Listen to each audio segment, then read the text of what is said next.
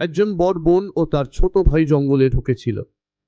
তারা যখন ঘুরে বেড়াচ্ছিল, তখন ভাই একদিকে গেল আর বোন অন্যদিকে। এদিকে দুজনেই পথ হারিয়ে ফেললো এবং রাস্তা খুঁজতে শুরু করলো। তারা পথ খুঁজে পেল না এবং একে অপরকেও খুঁজে পেল না। এখন অন্ধকার নামতে শুরু করেছে। তাদের বাড়ি জঙ্গলের বাইরে এক পাহাড়ের চূড়ায় অবস্থিত। তাই ছোট ভাই অনেক ধরে রাস্তা খুঁজছে। বোনের কথা বলতে গেলে সেও রাস্তা খুঁজছে, কিন্তু অন্ধকার বাড়তে থাকলেও খুঁজতে খুঁজতে সে পথটা খুঁজে পায়। সে পথটা খুঁজে পেয়েছে।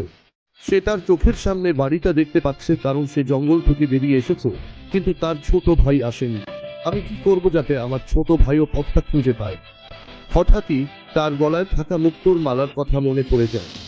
সে সাদা মুক্তোর মালা ভেঙে ফেলে আর হাঁটতে হাঁটতে একটার পর একটা মুক্তো ফেলে রেখে যায়, রেখে যায়, রেখে যায়। যে পথে সে যাচ্ছে সেই পথে সে একে একে সব মুক্তো ফেলে দেয় এবং শেষ পর্যন্ত নিরাপদে বাড়ি পৌঁছে যায়। তার ছোট ভাই খুঁজছে, পথ খুঁজছে, পুরো জঙ্গলে ঘুরে বেড়াচ্ছে। এদিকে মুক্তগুলো, তার প্রিয় বোনের মুক্ত, সে একটা মুক্ত খুঁজে পায়। এটা আমার বোন, তাহলে নিশ্চয়ই আমার বোন এই পথেই এসেছিল। আরো একটু সামনে গিয়ে সে আরেকটা মুক্ত খুঁজে পেল। আরো একটু সামনে গিয়ে সে আবারও আরেকটা মুক্ত খুঁজে পেল।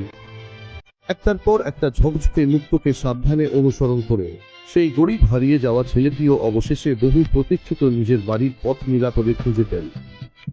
প্রিয় ভাই ও বোনেরা, কখনো কি আপনি সত্যিই ভেবে দেখেছেন যীশু খ্রিস্ট আমাদের জন্য ঠিক কি করেছিলেন, যাতে আমরা যারা পথ হারিয়ে অনেক দূরে চলে গিয়েছিলাম তারা আবার স্বর্গের পথে ফিরে আসতে পারি? তিনি খুব যত্ন করে তার নিজের পবিত্র পদচিহ্ন রেখে গেছেন, যাতে তুমি আর আমি অনুসরণ করতে পারি।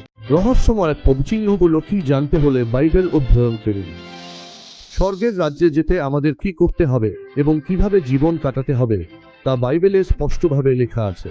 অনুগ্রহ করে এই রিলটি লাইক ও শেয়ার করুন, যাতে এই বার্তাটি সবার কাছে পৌঁছায়।